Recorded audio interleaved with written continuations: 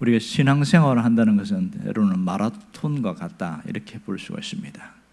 신앙생활하면서 여러 가지 관문을 넘어서야 되는데, 가장 첫 번째는 예배 나오는 것이 가장 첫 번째 관문입니다. 지속적으로 예배 나오는 것은 쉽지 않습니다. 또 하나는 성경이 이해가 안 된다고 그래요. 기도도 할 줄 모르고 가장 기본적인 것이 관문을 넘고, 어느 정도 넘은 사람은 이제는 흥금 문제에서 또 한 번의 큰 문턱을 직면하게 되어집니다. 이러한 몇 개의 문을 열게 되는데, 특히 열심히 신앙생활 하려고 하는 사람들 중에서 성경에 대해서 너무 어렵다, 이해가 안 된다, 이런 얘기를 하는 사람들이 참 많습니다. 그 중에 출애굽기는 은혜롭기도 하지만 때로는 이해가 안 되는 부분이 굉장히 많습니다. 특별히 오늘 21장부터 이어지는 마지막 40장까지는 상당히 어렵게 느껴지는 부분이기도 합니다. 이 출애굽기는 구약의 복음서다. 저는 이것을 깨닫고 나서 다시 출애굽기를 재조명해서 보게 되었습니다. 출애굽기 주석이라는 박호영 교수가 쓴 책이 있는데 좀 두꺼워요. 한 350페이지 되는데, 그 책을 읽으면서 제가 새롭게 출애굽기를 재발견하게 된대. 아, 그렇구나. 구약의 복음서다. 어떤 분은 또 뭐라고 그러냐면, 영화로 비유하는데 구약은 이 영화와 같고 신약은 자막과 같다, 이렇게 표현하는 분도 있긴 해요. 자, 출애굽기가 왜 구약의 복음서냐면 그 속에서 그리스도를 만날 수 있기 때문이었습니다. 예수 그리스도와 연결되어 있는 것이 굉장히 많다는 것을 알 수가 있습니다. 그 중에 보면 유월절 어린 양은 예수 그리스도가 어린 양으로 오셨다는 것을 그대로 보여주고 있습니다. 또 호렙산 머리밭 반석에서 그 바위를 쳤더니 물이 확 쏟아져 나왔어요. 이것은 예수 그리스도를 몸을 친 것과 연결됩니다. 바로 십자가의 죽음과 연결되어 있고요. 또 그들이 만나를 먹었잖아요. 이것은 오병이어의 기적과 연결되어 있습니다. 이 출애굽기는 감동의 연속이다, 이렇게 표현할 수 있겠지요. 그러니까 출애굽 자체의 감동입니다. 자유인이 되었다는 것, 그리고 홍해를 건너고 매일매일 만나를 먹을 수 있는 것은 삶 속에서 일어나는 기적의 감동입니다. 이것이 신약으로 넘어왔을 때에 신앙 고백을 하는 사람들은 죽음을 이기고 부활한 그 부활의 감동이 사람들 속에 있었습니다. 예수님의 제자들이 목숨을 걸고 죽을 수 자신 있게 당당하게 갈 수 있었던 것은 그 부활의 감동이 그들에게 있었던 걸 알 수 있습니다. 오늘 출애굽기 21장은 상당히 그냥 보면 무슨 말인가 어렵게 보이기도 합니다. 왜냐하면 이 내용에는 세 가지가 있는데요. 하나는 종에 대한 법이 있고, 그 다음 이어지는 이야기 보면 12절부터는 폭행에 대한 법이 나옵니다. 그리고 뒷부분에는 짐승이 잘못했을 때 주인이 어떻게 책임질 것인가, 어떻게 배상할 것인가에 대한 그런 부분을 다루고 있습니다. 1절부터 11절까지는 종에 대한 규례인데, 오늘 그 중에서 또 6절까지 읽었습니다. 여기서는 종을 대해서 종을 어떻게 할 것인가, 종에 대한 태도가 나오고 있습니다. 이 구약에서 종들은 어떻게 생겨났을까? 두 종류의 종이 있습니다. 하나는 전쟁의 포로로 데리고 왔을 때의 종이 되는 자 있고요. 또 자기 동족인데 경제적 문제 때문에 종이 된 사람이 있습니다. 특별히 경제적 문제는 빚을 졌는데 이 채무가 해결이 안 되는 거예요. 배상할 수 없기 때문에 종살이로서 그 배상을 하는 경우가 있었습니다. 그런가 하면 전혀 빚을 지진 않았지만 살기가 너무 힘든 거예요. 이 생계유지가 어려워서 제가 종이 되겠습니다. 그래서 가족들을 데리고 종살이, 스스로 종이 된 사람들이 있습니다. 그런데요, 하나님은 율법에다가 뭐라고 하냐면 6년 동안은 종살이를 하지만 7년째는 반드시 내보내야 된다, 자유인이 되게 해야 된다, 이렇게 이야기했습니다. 이것이 안식일 정신입니다. 그런데요, 빈손으로 내보내면 안 된다, 이렇게 이야기합니다. 신명기 15장에 보면 이 사람이 살 수 있는 미천을 마련해서 내보내라는 거예요. 왜 빈손으로 보내지 말았냐면, 만일 아무것도 없이 빈손으로 갔을 때에 먹고 살 수가 없으니까 또 다른 집에 노예로 팔려갈 수 있다는 거예요. 이것이 출애굽기에서 보는 종에 대한 이야기입니다. 오늘 3절 4절에 보면 굉장히 특이한 이해할 수 없는 부분들이 나옵니다. 뭐냐면, 만일 단신으로 왔으면 단신으로 나갈 것이요, 이제 6년째 끝났어요. 7년째 이제 자유인을 나가는데 자기 혼자 종이 되었어요, 남의 집에.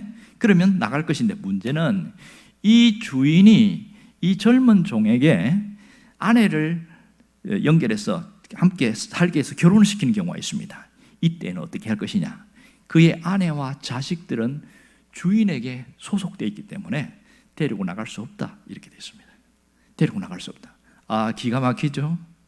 그런데 이제 예외 조항이 뭐냐면 부부가 함께 동시에 종이 됐을 경우에는 6년이 끝나고 7년째는 둘 다 자유인이 될 수 있습니다. 그러나 혼자 총각이 결혼했을 때는 그 아내와 자식은 못 데리고 난다, 이렇게 되어 있습니다. 자, 여기서 중요한 것은 6년간은 섬기지만 7년째는 자유를 준다는 것입니다. 그럼 왜 7년째에 자유를 줄 것인가? 짤줄여서 5년째부터 자유를 주면 더 안 좋겠나, 이런 생각하는 분도 있더란 말이에요. 7년이라는 것은 뭐와 관계냐면 안식년과 관계했어요. 안식년. 그리고 50년마다 돌아오는 희년과 연결되어 있습니다. 결국은 뭘 이야기하냐면 이들이 일시적으로 노예가 됐지만 하나님은 노예 제도 자체를 하나님은 원치 않는다는 것을 보여주고 있습니다. 이 이스라엘 백성들, 히브리 민족의 정체성이 뭡니까? 그들은 애굽에서 400년간 종살이 했잖아요. 암흑기 속에 있으면서 노예로 살았습니다. 그들은 자신이 종으로 사는 게 얼마나 고통스러운지 그것을 몸소 체험했어요. 그들에게 가장 큰 희망이 뭐였어요? 자유인이 되고 싶다는 목마름에 대한 갈망이 있었습니다. 하나님은 그래서 이걸 알고 너희들이 자유인이 됐기 때문에 누구든지 평생 노예로 부려먹고 그런 건 하지 마라, 그렇게 해서 노예제도 자체를 인정하지 않았습니다. 다만 그들의 관습 속에서 제도적으로 그들이 갖고 있는 것 속에서 그런 규칙을 만들어서 어느까지는 종살이를 할 수 있지만 그 다음부터는 자유인이 될 수 있도록 종으로 풀어주게끔 했습니다. 그런데요, 주인의 입장에서 보면 아깝죠. 이제 6년 동안 실컷 부려먹었으면 굉장히 많이 아니까 좀 더 시키고 싶었어요. 실제로 그런 일이 있었어요. 7년째 됐는데 안 내보내는 거예요. 예레미야서에 보면 바벨론에 멸망하기 직전에 이런 일들이 많았습니다. 지주들이 종을 분명히 보냈는데 10년 동안 데리고 있는 그런 종살이 시키는 사람이 있습니다. 그러니 하나님이 화가 난 거예요. 그래서 예레미야를 통해서 그 지주들에게 책망을 하면서 너희들이 이 율법을 지키지 않았기 때문에 칼과 전염병과 기근이 너희들에게 들어올 것이다. 더 이상 너희들에게 그것을 내가 너희들을 보호하지 않겠다. 하나님이 심판하시겠다 합니다. 실제로 그렇게 당했습니다. 하나님은요, 이 종의 규례를 굉장히 중요시하고 있습니다. 왜 이렇게 중요시 여길까요?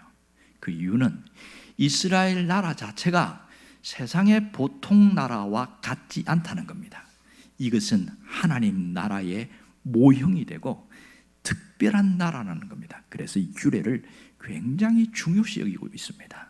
하나님의 나라는 어떤 나라입니까? 하나님 나라는 사랑의 공동체입니다. 형제들을 이용해서 착취하고 압박하고 박해하는 그것은 하나님이 원치 않는 거거든요. 하나님의 나라에서는 그런 건 절대 용납할 수 없다는 겁니다. 모두가 형제 자매인 것을 인식하고 살라는 겁니다. 그래서 일시적으로는 종이 될 수 있지만 영원히 종으로 삼는 일은 없어야 한다. 이게 하나님의 취지입니다. 그러므로 하나님은 노예제도 자체를 승인하지 않았습니다. 신명기에 나오는 그 법을 보면 종이 주인을 피해서 도망가는 경우가 있어요. 하도 주인이 학대를 하니까 내가 못 살겠다 그러면서 도망가는 경우가 있어요. 그러면 그 종이 어디 가봐야 뻔하잖아요. 잡히거든요. 그러면 이 종의 소속은 주인에게 있고 누구에게 돌려줘야 됩니까? 그 주인에게 돌려줘야 돼요. 그런데 뭐라고 그러냐면 돌려주지 말라고 합니다. 돌려주면 틀림없이 이 종은 어디가 부러지든지 심한 학대로 죽든지 아마 그렇게 주인에게 죽을 수 있다는 거예요. 그래서 어느 한 지역, 예를 들면 도피성이나 그런 지역에서 살게 했습니다. 그래서 뭐라고 하냐면 종이었지만 똑같은 이웃처럼 새로운 삶을 살게 해주어라. 이게 하나님의 법이었습니다. 그러니까 6년이 딱 끝나고 나면 자유인으로 석방시킨 거죠. 왜 이렇게 하신 줄 아세요? 비록 몸이 팔려왔지만 돈이 없어서 스스로 종이 되었지만 이 사람이 종으로 살 사람이 아니다. 하나님 나라는 형제 자매다. 공동체 이웃으로 보호하라는 거예요. 이것이 하나님이 노예 제도에 대해서 강조하고 있는 원리 중에 하나입니다. 그러니까 결국은 하나님은 노예 제도를 고안한 분은 아니에요. 그러나 이 노예 제도가 우리 인간관계에서 주종관계에서 벌어지는 그 고통과 아픔을 잘 알고 있어요. 그래서 노예 제도에는 보면 주인이 그 탐욕스러움 때문에 하나님이 만든 인격의 고유함이 손상되고 무자비하고 학대하고 착취하는 것이 하나님에게는 원리에 안 맞는 거예요. 그것을 하나님이 이런 세상의 법에 이런 게 있지만 그러나 한시한적으로 딱 못을 박아버리는 겁니다.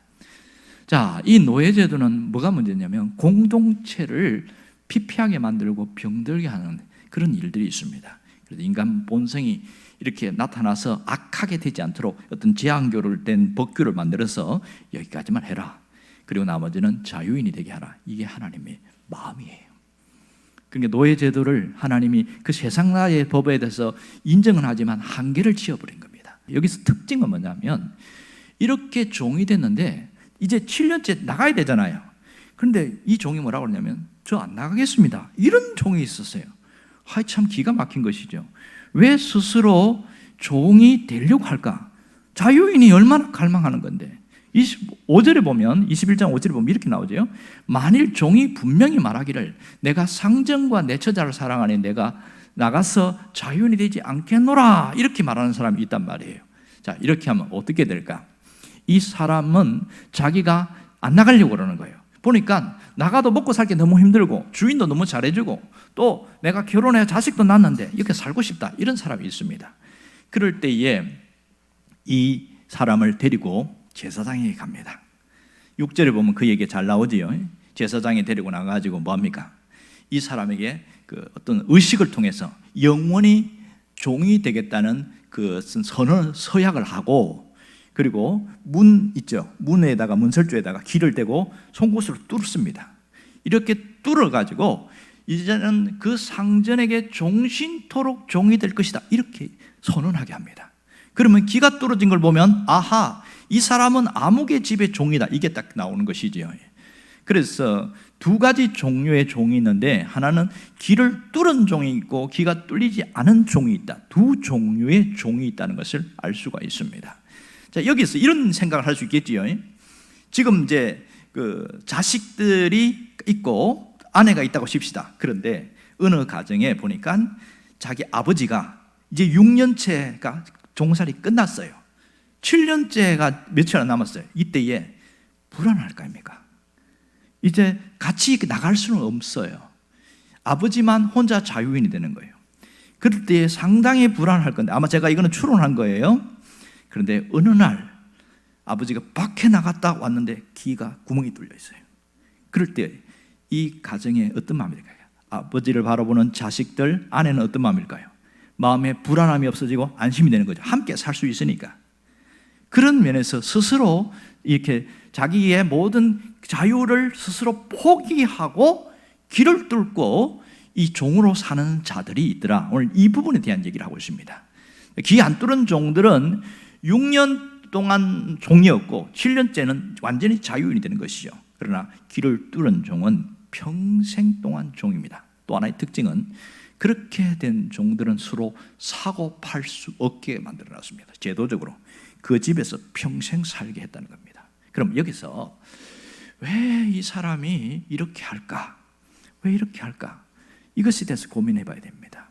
자, 주인이 너무너무 잘해줘서 그런 경우도 있고 오늘 본문에 나온 것처럼 가족에 대한 애틋한 마음 때문에 그럴 수도 있겠지요. 자, 오늘 여기 수준은 우리에게 영적인 교훈을 잘 봐야 됩니다.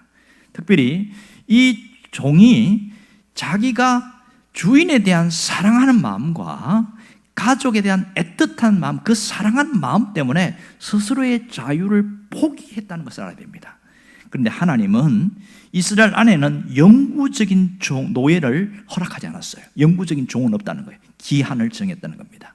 일정한 기한만 노예로 있습니다. 이것은 뭘 이야기하는 줄 압니까? 우리가 세상에 살면서 어떤 종처럼 살아갈 수 있지만 하나님은 언제까지나 우리가 그렇게 살지 않기를 원하신다는 것이고 그 기한에서 자유롭게 하려고 하나님 하신다. 우리를 버리지 않는다는 것을 다시 한번 여기서 간접적으로 보여주고 있습니다. 더 놀라운 것은 사랑으로 인하여 자기 스스로 귀에다가 상처를 내는 자발적인 종의 모습을 보라는 겁니다. 주님께서는 우리 모두가 어떻게 살기를 원하냐? 바로 스스로 귀에 구멍을 뚫은 이런 종처럼 살기를 원하는 겁니다. 그 근본 동기가 뭐지요? 사랑 때문에. 사랑 때문에 자기가 하고 싶은 대로 살지 않고 자기가 다른 사람들을 위하여 희생하는 삶을 살기를 원하는 것, 이겁니다. 형제를 위하여 희생하는 것 비참하거나 부끄러운 일이 아니지요. 오히려 자랑스러운 일입니다. 오히려 주님을 위해서 내가 스스로 종이 된 것, 그것은 창피한 일도 아닙니다. 이것은 굉장히 소중한 일입니다. 이것이 귀뚫은 종의 영성입니다.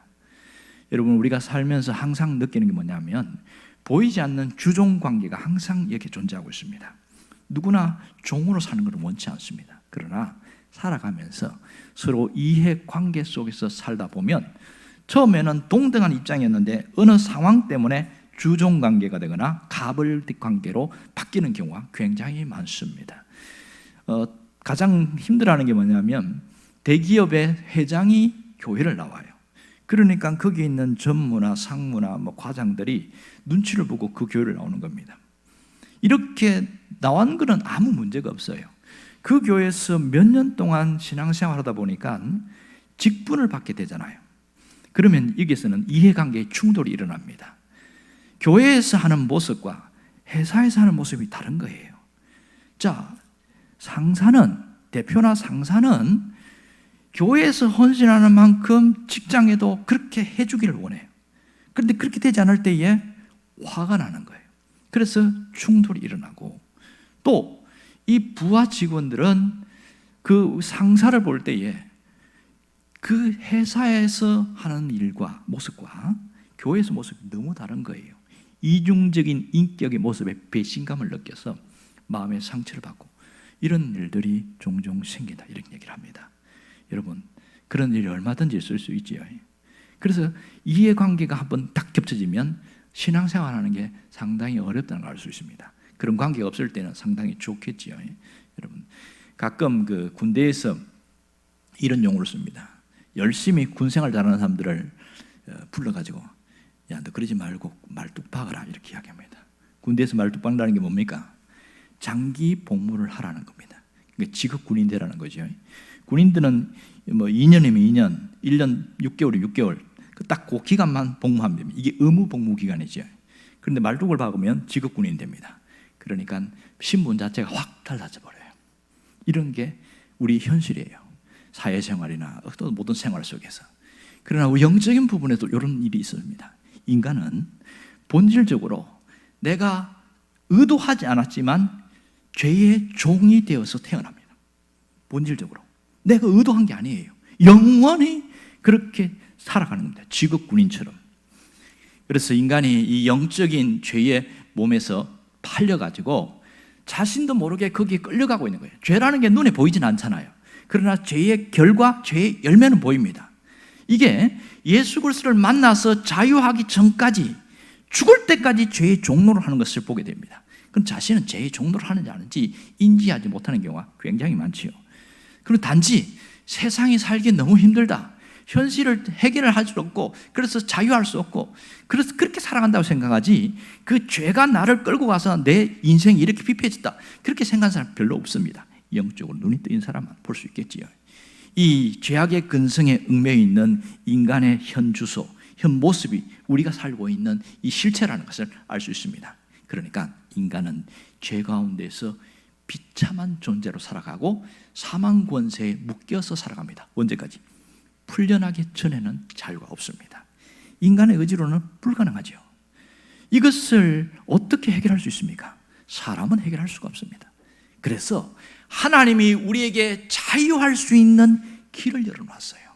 다시 죄의 종로를 하지 않을 수 있는 그 길을 열어놨습니다. 그게 뭡니까? 그것이 바로 십자가입니다. 십자가는 자유로 향하는 길입니다. 죄가 왕노릇하는 그곳에 십자가가 놓일 때에 죄의 사슬은 순식간에 깨어지고 끊어진다는 것을 알 수 있습니다. 그러므로 누구든지 십자가를 붙들 때에 죄의 종에서 확 풀려나고 자유인이 될 수 있습니다. 그러므로 예수님은 우리를 자유케 하려고 이 땅에 오셨다는 것을 잊지 않기를 원합니다. 우리를 자유케 하려고 여기에 오셨다는 겁니다. 그래서 빌보스에 보면 유명한 얘기를 하고 있습니다. 빌보스 2장 7절 8절 말씀 함께 읽어볼까요? 오히려 자기를 비우어 종의 형체를 가지사 사람들과 같이 되셨고 사람의 모양으로 나타나사 자기를 낮추시고 죽기까지 복종하셨으니 곧 십자가에 죽으심이라. 분명히 나오지요. 십자가에 죽은 것은 예수님이 스스로 종이 되었다는 것을 이야기하고 있습니다. 그런데 가만히 생각해 보세요. 예수님이 어떤 사람에게 빚진 적이 있나요? 우리한테 빚진 적이 있나요? 아무것도 없습니다. 전혀 우리에게 빚진 적이 없는데 종이 되어야 할 의무가 없음에도 불구하고 예수님은 스스로 종이 되셨다. 종의 형체를 가졌다. 이렇게 이야기하고 있습니다. 예수님은 왜 스스로 종이 되었습니까? 왜 그래요? 사랑 때문입니다. 사랑 때문에. 나를 사랑하기 때문에. 2000년 전에 죽으신 그 예수님이 2000년 후에 태어날 나를 이미 사랑하고 있었기 때문에 죽으신 거예요. 이걸 깨닫기를 원합니다. 우리를 사랑하는 것, 그것 때문에 구원하기 위해서 아낌없이 자기의 모든 몸을 다 내어놓습니다. 어디에? 십자가 위에. 또한 이것은 아버지의 뜻입니다. 하나님의 뜻입니다. 그 성부 하나님의 뜻을 이루려고 스스로 종이 되셨습니다. 주님은 이 땅에 종으로 오셨다는 것을 분명히 기억하기를 원합니다. 3년간 보세요. 33년의 생애를 살면서 예수님이 길을 뚫어서 스스로 영원히 종이 되어버렸어요. 그래서 십자가에 고초를 받으시고 손바닥과 발바닥에 못자국이 선명하게 될 정도로 그렇게 종이 됐습니다. 이것은 예수님이 우리를 사랑한다는 증명을 보여줬습니다. 영원히 하나님의 종이 되시겠다, 이렇게 증명했습니다. 누구를 위해서? 나 때문에. 그럼 우리가 이걸 안다면 뭘 해야 됩니까? 예수를 믿은 자들은 더 이상 죄에 대하여 끌려다니지 말아야 됩니다. 죄의 종처럼 살지 말라는 겁니다. 하나님이 우리를 구원해서 의의 종, 의인이 되게 하시는데 이 또 죄의 종처럼 끌려다니는 사람이 있습니다. 예수를 믿었음에도 불구하고 세상 즐거움을 부리지 못하는 사람은 여전히 죄의 종처럼 살아가는 겁니다. 아직도 세속의 향락에 세상의 즐거움에 미련을 못 버려가지고 계속 붙들고 있는 그 사람은 죄의 종으로 끌려다니는 사람입니다. 신분에 상관없이 살아가는 모습이 죄의 종이라는 겁니다. 그러나 어떤 사람은요, 결단을 하고 내가 끊어버리겠다, 하나님의 자녀로 살아야겠다, 그런 분이 있어요. 그런 사람들은 죄의 종 노릇하지 않습니다. 죄의 종으로 살지 않는다는 사실입니다. 여러분, 유명한 존 뉴턴이라는 사람 아시지요? 우리 305상 나 같은 죄인 살리신 그 찬양을 지은 사람인데, 이 사람은 우리가 아는 대로 노예상이었습니다. 사람을 태워가지고 팔아먹는 노예 상인이었어요. 이 사람이 예수를 믿는 과정이 굉장히 아주 드라마틱합니다. 그는 하나님에 대해서 늘 부정적이었어요. 하나님이 살아계시면 나를 이렇게 살게 할 수가 없다. 그는 상당히 폭력적이고 불황자 생활하면서 그렇게 이제 배를 타고 사람을 팔아먹고 그러면서 돈 벌고 이렇게 하는데, 결국 내가 이렇게 사는 것은 하나님 때문이다, 이렇게 살아오면서 하나님에 대해서 아주 표독스럽게 했던 그 사람이 어떤 계기를 통해서 그가 확 인생을 바꿉니다. 예수를 믿게 됐어요. 문제는 예수를 믿으면 하루아침에 바뀌는 거 같죠? 안 바뀌는 거예요. 부인이 이제는 노예선 타는 거 안 하면 좋겠다, 자기가 예수 믿고는 안 하겠다고 했거든요. 그런데 사람이 한 번만에 안 바뀌는 거 아시지요? 자기가 또 돈이 또 궁하고 하니까, 그렇게 하면 돈이 많이 생기니까 막 노예 그 상선을 타려고 애를 쓰는 거예요. 제발 하지 말라고 하지 말란다. 이 사람이 얼마나 고집이 센지, 그래도 나는 타야 되겠다고 그렇게 가려고 하는데 갑자기 배에 복통이 일어나가지고 떼굴떼굴 부르는 거예요. 그래갖고 아이고 배야 하고 거기서 처치를 하고 있는데 배는 떠났습니다. 그런데요, 자기가 타려고 했던 그 배가 폭풍을 만나고 파선을 해버려갖고 딱 4명만 살아남고 다 죽어버렸어요. 만일 이 사람이 존 뉴턴이 탔다면 자기도 죽었을 거라는 겁니다. 이러한 몇 가지 경험 때문에 어느 날부터 끊어버리기로 작정했습니다. 더 이상 내가 이렇게 옛 모습대로 살지 않겠다. 그러고 나서 확 끊어버리고 그렇게 결심하고 은혜를 받고 난 다음에 지은 찬양이 나 같은 죄인 살리신입니다. 그것은 자신의 신앙 고백이자 자신의 삶의 결단입니다. 주 은혜가 너무 놀라워서 더 이상 죄에 끌려다니지 않겠다, 과거에 살지 않겠다고 결심했습니다. 예수를 믿어도 죄의 종처럼 살아간 삶이었습니다. 이 존 뉴턴이 무슨 결단을 했습니까? 스스로 깃뚫은 종으로 살아가리라, 그렇게 결심한 것이지요. 하나님 우리에게 원하는 게 무엇일까요? 너도 스스로 깃뚫은 종으로 살아가라는 겁니다. 다시는 죄의 종처럼 살지 말고 의를 위하여 깃뚫은 종으로 살아가는 겁니다. 이렇게 결단하고 나가는 사람이 깃뚫은 종의 영성입니다. 그 사람의 믿음을 갖기를 원하는 겁니다. 길을 뚫은 이후에는 본질적으로 다른 종이 됩니다. 과거에는 의무에 의해서 끌려다녔고 억지로 했는데 자원하는 종이 됐다는 사실이죠. 이 자원하는 동기가 무엇입니까? 사랑 때문입니다. 사랑을 받은 걸 알고 그 사랑이 너무 감사한 거예요. 사랑은 소중한 자유를 기꺼이 포기하게 만드는 놀라운 능력이 있습니다. 사랑은 종이 되기를 기뻐하도록 만드는 엄청난 힘이 있다는 걸 알 수 있습니다. 스스로 길을 뚫었다고 하는 것은 주인과 살면서 그 주인으로부터 많은 은혜를 입었다는 것을 스스로 입증해주고 있는 것이죠. 여러분, 성경에 보면 스스로 깃뚫은 종의 이야기가 나옵니다. 누군지 아세요? 사도 바울이에요. 사도 바울이 사도행전 9장 이전에는 하나님의 뜻과 반대되는 삶을 살았습니다. 믿는 사람들을 잡아서 감옥에 집어넣고 죽이고 박해하는 그런 자였습니다. 그러나 다메섹을 가다가 거기서 예수님이 직접 나타나신 거예요. 거기서 네가 왜 나를 핍박하느냐, 그러니까 당신 누굽니까? 나는 네가 핍박하는 예수다. 그래서 무릎을 딱 꿇게 되어집니다. 엄청난 은혜를 받았죠. 예수님과 인격적인 만남 이후에 그는 확 바꿔버렸습니다. 예수님이 새 주인이 되었어요. 깃뚫은 종이 되었습니다. 바울은 서신서에서 나는 그리스도의 종이다, 이것을 늘 밝히고 있습니다. 로마서 1장 1절을 딱 읽으면 뭐라고 나옵니까? 예수 그리스도의 종 바울은 이렇게 말합니다. 빌보스 1장 1절도 보면 예수 그리스도의 종 바울과 디모데는 이렇게 말합니다. 자신이 예수 그리스도의 종이 됐다는 것을 강조하는 겁니다. 스스로 깃뚫은 종이 됐다는 겁니다. 왜 이런 종이 되었을까? 주인이신 예수님을 너무 사랑하기 때문에 이제는 내가 갖고 있는 스펙이나 지식이나 재능이나 다 배설물로 여기고 나는 그걸 따라가지 않겠다, 그렇게 결단한 거지요. 누가 그 무엇이 우리를 그리스도의 사랑에서 끊을 수 있겠는가? 사도 바울의 고백입니다. 결단코 끊을 수 없을 것이다. 무엇을 체험했습니까? 사랑을 깨달은 거예요. 여러분, 우리도 마찬가지입니다. 십자가의 사랑이 깨달아지고 감격하게 되어지면 달리 살아갑니다. 주님의 은혜를 많이 받았다는 것이 깨달아지면 삶이 달라집니다. 누구처럼? 바울처럼 달라집니다. 하나님의 은혜에 감격해서 스스로 깃뚫은 종이 되기로 결단한 이 바울처럼 그렇게 나도 이제는 주님을 위해서 스스로 깃뚫은 종이 되겠습니다, 그런 결단을 하는 거죠. 하나님은 결코 우리를 일부러 코를 뚫어서 끌고 가는 그런 하나님이 아니시에요. 착각하지 마세요. 어떤 분은 하나님은 꼼짝도 못하게 하고 아무것도 못하게 하고 이것 하면 혼내키고 저것 하면 혼내키고 그렇게 끌고 가는 분을 생각하는데 절대로 그렇지 않습니다. 하나님은 우리가 자유인으로 살기를 원합니다. 그 자유인으로 살되 은혜를 받고 사랑에 듬뿍 받은 걸 체험한 사람들은 어떻게 살기를 원해요? 기쁨과 감격 속에서 살아가는 자유인이 되기를 원합니다. 그러나 더 깊이 깨달는 사람은 주님을 더 잘 섬기기 위해서 스스로 종이 된다는 사실입니다. 하나님은 우리를 거듭나게 하시고 이미 우리 속에 하나님께서 우리를 새롭게 하신 놀라운 새로운 본성으로 달라졌어요. 이걸 거듭남이다, 이렇게 말합니다.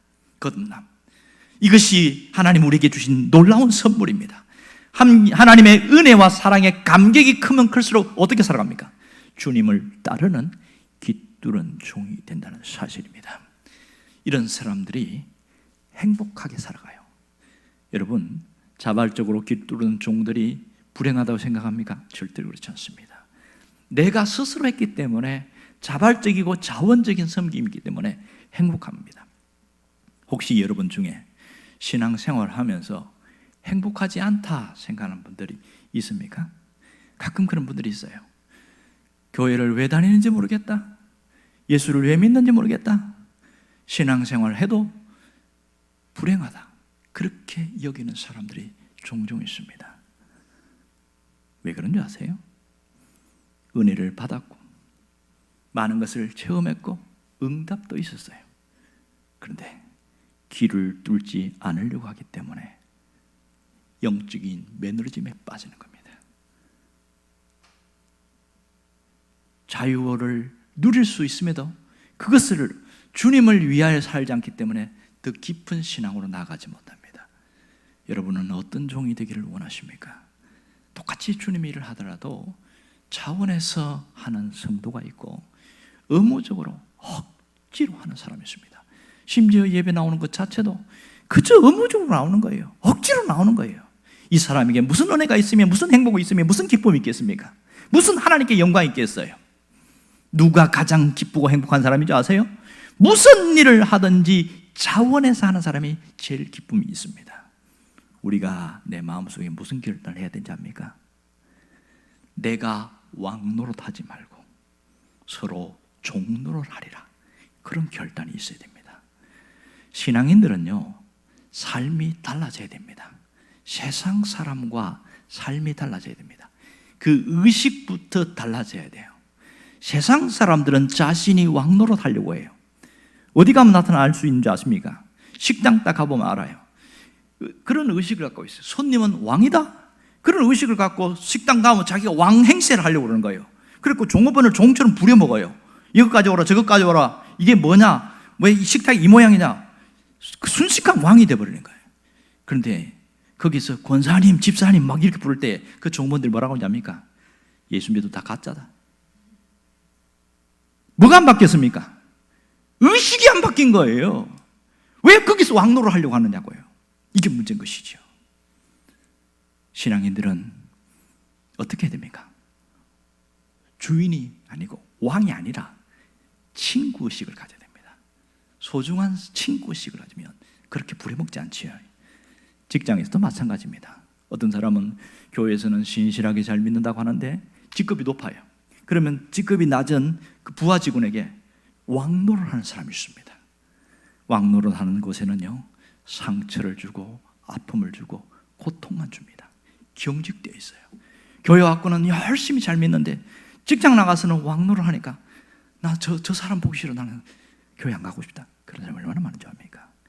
주님은 왕노릇이 아니라 종노릇 하기를 원합니다. 가정생활도 마찬가지입니다. 가정에서 왕노릇 하는 사람들을 오늘 포기하기를 바랍니다. 어떤 부부가 가장 행복할까요? 여러분, 세 종류의 부부가 있습니다. 어떤 부부는 왕노릇하는 부부가 있어요. 실제로 왕노릇하는 부부.